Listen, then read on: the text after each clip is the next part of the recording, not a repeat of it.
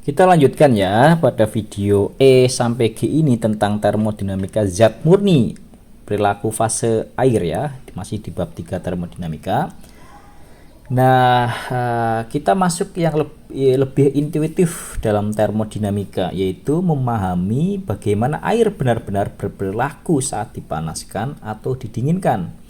Nah, jika sebelumnya kita belajar tabel dan angka, sekarang kita kembali ke konsep yang lebih mudah dibayangkan. Gambar kurva pada slide itu sebenarnya itu menggambarkan perubahan energi yang tidak selalu linear ya, jadi nggak lurus tok. Nah, dalam dunia nyata, air tidak berubah fase secara tiba-tiba, tetapi melalui tahapan yang jelas. Nah, bagian ini sangat penting karena membantu memahami kita merasakan proses, bukan hanya menghitungnya. Nah, ini adalah jembatan teori dan pemahaman visual. Kita langsung ke isinya ya, yaitu tentang eksperimen piston silinder. Pada slide ini sangat penting karena memberikan model mental yang akan kita gunakan sepanjang pembahasan. Nah, kita membayangkan air berada dalam silinder dengan piston yang bergerak dan tekanan dijaga konstan, misalnya 1 atmosfer. Ketika panas diberikan, air akan berubah secara bertahap. Nah, gambar ini membantu kita memahami bahwa sistem termodinamika itu tidak abstrak, tetapi bisa dibayangkan secara fisik. Analoginya seperti kita memanaskan air dalam tabung tertutup dengan tutup yang bisa naik turun. Dengan model ini kita bisa memahami bagaimana volume berubah saat energi masuk. Nah, lihat di gambarnya ya, bayangkan 1 kg air pada suhu 20 derajat Celcius di dalam silinder tertutup piston. Kita memanaskan air tersebut secara perlahan sambil menjaga tekanan konstan. Karena tekanan konstan, maka piston itu akan bergerak. Nah, sekarang kita masuk ke peta fase, diagram TFL lagi ya. Pada slide ini kita melihat diagram temperatur terhadap volume spesifik. Nah, garis melengkung itu disebut kubah uap, adalah bagian paling penting. Di dalam kubah terdapat campuran air dan uap. Nah, di sebelah kiri adalah cairan, kompres liquid, di sebelah kanan adalah uap. Wilayah kanan lagi adalah superheated. Diagram ini seperti peta utama untuk memahami di mana posisi zat kita. Ya, analoginya ya seperti peta cuaca yang menunjukkan wilayah hujan dan cerah. Jika kita tahu posisi kita di diagram, kita tahu kondisi zat tersebut. Nah, ini langkah awal sebelum kita menghitung energi. Kita belajar lagi titik saturasi. Nah, slide ini itu menjelaskan proses saat air dipanaskan tetapi belum mencapai titik didih. Suhu masih di bawah suhu saturasi sehingga air tetap dalam fase cair. Ini disebut cairan subdingin atau terkompresi, subcooled. Saat suhu mendekati 100 derajat Celcius pada tekanan 1 atm, air mulai siap untuk mendidih tapi belum mendidih. Nah, analoginya seperti air yang hampir mendidih di panci. Terlihat sudah sangat panas tetapi belum muncul gelembungnya. Nah, ini adalah tahap penting karena menunjukkan bahwa perubahan fase tidak terjadi langsung tetapi ada fase transisi yang jelas. Nah, Anda lihat gambarnya sistem tertutup, ada key yang dimasukkan ke dalam piston silinder. Suhu zat itu masih di bawah suhu titik didih. T itu kurang T1. T1 itu titik didihnya. Saat suhu mencapai 100 derajat Celcius pada 1 atm, air siap mendidih. Nah, pada slide ini kita melihat kondisi cairan jenuh, yaitu titik di mana air tepat siap berubah menjadi uap. Tambahan panas sekecil apapun akan langsung menghasilkan gelembung uap. Nah, dalam diagram ini berada di sisi kiri kubah. Nilai kualitas uap ini adalah X0. Nah, misalnya seseorang yang berdiri di garis start siap berlari, dia belum bergerak, tetapi sedikit dorongan saja langsung berubah kondisi. Nah, ini adalah titik penting karena menjadi acuan awal perubahan fase. Nah, kemudian uap jenuh, saturated vapor. Nah, slide ini menunjukkan kondisi kebalikan dari cairan jenuh tadi, yaitu uap jenuh di sebelah kanan. Di sini semua cairan sudah berubah menjadi uap, tetapi belum dipanaskan lebih lanjut. Jika panas dikurangi sedikit saja, uap akan mulai mengembun. Drainage fraction-nya turun dari 1 menjadi turun sedikit. Tapi kalau belum, ya ini adalah kondisi X sama dengan 1. Nah, dalam diagram ini berada di sisi kanan kubah, ya, sebelah kanan yang warna oranye itu adalah saturated vapor, titik uap saturated. Nah, sekarang hubungan T saturated dan P saturated.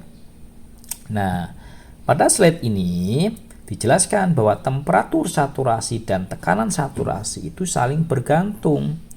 Artinya jika tekanannya meningkat, maka suhu titik didih juga meningkat. Nah, ini terlihat jelas pada gambar pressure cooker. Dalam alat tersebut, tekanan tinggi membuat air bisa mendidih di atas 100 derajat Celcius. Analoginya ya tekanan seperti pengunci yang membuat air butuh energi lebih besar untuk merubah menjadi uap. Nah, ini adalah konsep penting boiler karena tekanan menentukan suhu operasi sistem. Boiler itu biasanya 600 derajat Celcius dan P-nya itu tinggi.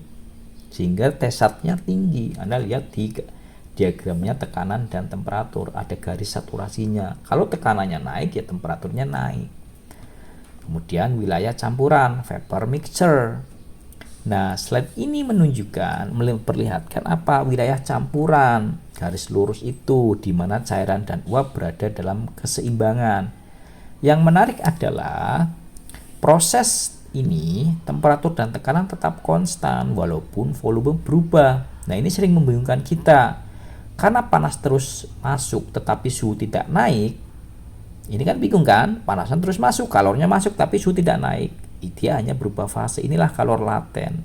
Oke ya, kita lanjutkan lagi karena sudah sering dibahas ya, kita ya agak singkat aja penjelasannya. Kemudian X nih, kita belajar X lagi, drainage fraction, massa uap dibagi massa total.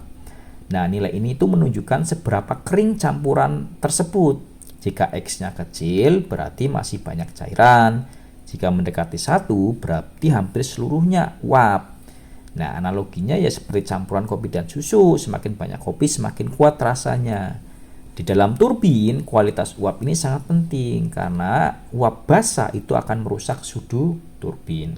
Nah, kita lihat visualisasi kualitas uap.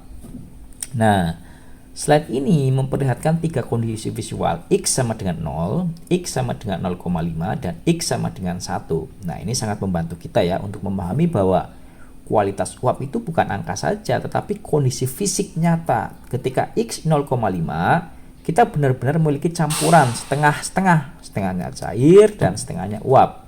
Kalau uap penuh ya semuanya, kalau X-nya 1 ya semuanya uap semua.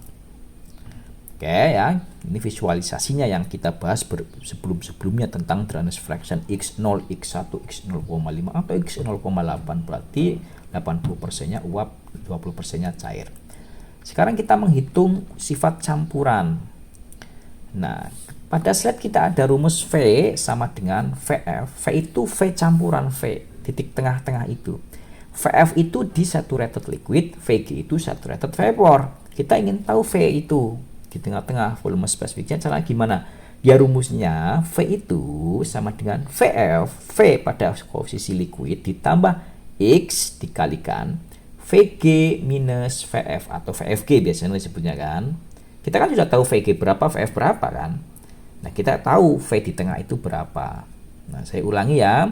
Ini V ini menunjukkan sifat campuran. Apa itu? Adalah kombinasi linear antara cair dan uap. Hal yang sama berlaku untuk entalpi dan entropi. Tidak menghitung V saja, entalpi, entropi. Ya, analoginya seperti mencampur dua warna cat. Hasilnya akhirnya tergantung proporsi masing-masing warna. Ini adalah konsep yang sangat penting dalam perhitungan sistem dua fasa. Nah, sekarang kita belajar apa sih HFG itu, entalpi penguapan itu. Ini adalah kalor laten. Apa itu? Yaitu energi yang dibutuhkan untuk mengubah cairan menjadi uap tanpa mengubah suhunya. Lurus HFG itu. Nilai ini disebut HFG. Jadi nilai energi yang dibutuhkan untuk mengubah cairan menjadi uap. Menariknya, nilai ini menurun ketika tekanan meningkat. Artinya, semakin tinggi tekanan, semakin sedikit energi yang dibutuhkan untuk perubahan fase ini. Ya, analoginya apa? Seperti memanjat tangga yang semakin rendah ketika tekanan meningkat. Ya, memanjat tangga yang semakin rendah ketika tekanan meningkat. Jadi kalau tekanannya tinggi, ya energinya nggak usah banyak-banyak untuk merubah si fase itu. Oke. Kemudian sekarang ke titik kritis. Ya, ke titik kritis. Pada slide ini menunjukkan titik kritis, yaitu titik di mana perbedaan antara cair dan uap hilang. Nah, di atas titik ini zat tidak bisa dibedakan lagi apakah cair atau gas. Untuk air, titik ini berada pada tekanan 22 MPa. Untuk zat lain berbeda lagi. Misalnya organic fluid, butan, pentan, dan R123 dan sebagainya lah ya, yang untuk freon itu. Oke. Analoginya ya, titik kritis ini ya seperti kabut yang sangat tebal sehingga tidak ada batas antara udara dan air, tidak terlihat jelas. Nah, ini adalah konsep yang penting dalam supercritical system. Nah, riset saya juga tentang supercritical CO2 untuk aplikasi di geothermal. Kalau Anda tertarik untuk ikut meneliti tentang penggunaan supercritical carbon dioxide untuk geothermal power plant, silakan bergabung dengan riset grup saya. Kemudian uap panas lanjut kita udah bahas juga. Kita ulangi lagi, uap panas lanjut superheated ya kan. Di slide ini menunjukkan kondisi superheated vapor, yaitu setelah campuran menguap dan suhu terus dinaikkan, kalor terus dimasukkan. Di sini temperatur lebih tinggi dari suhu saturasi, saturated vapor ya. Ini adalah kondisi ideal untuk turbin karena tidak ada cairan yang bisa merusak sudu. Ya, jadi aman untuk turbin, tidak membuat bolong-bolong turbin karena basah itu. Kecuali di geothermal, drainage fraction-nya itu biasanya kurang dari 1, sehingga perbaikan sudu itu penting di geothermal. Ya, kita tidak bisa menentukan kualitas uap di geothermal karena apa? Karena kita sudah diberikan boilernya dari dalam bumi, kita tidak meng-setting sendiri. Kemudian sifat termodinamik superheated ya kan. Nah, pada slide ini dijelaskan bahwa di wilayah superheated tekanan dan temperatur itu tidak lagi saling terkait. Jadi nggak ada kaitannya. Artinya kita harus mengetahui keduanya untuk menentukan kondisinya. Ya, berbeda dengan wilayah saturasi, saturated liquid, saturated vapor, kita sudah tahu kondisinya. Jadi perlu satu properties lagi lainnya. Ini harus 2 properties. Jadi untuk menentukan peta di sini harus 2, minimal 2, suhu, pressure, dan temperatur. Nah, sekarang aplikasi entalpi di turbin uap. Nah, slide ini menghubungkan teori dengan prakteknya ya. Tadi kita teorinya terus ya, ini prakteknya nih. Turbin itu menggunakan uap superheated karena lebih efisien dan tidak merusak sudu, erosi akibat gesekan tetesan air dengan sudunya.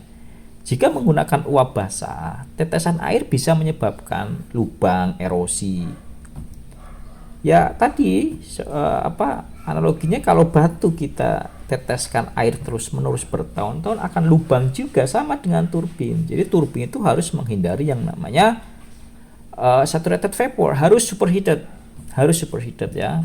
Oke. Nah, sekarang kita ringkas ya.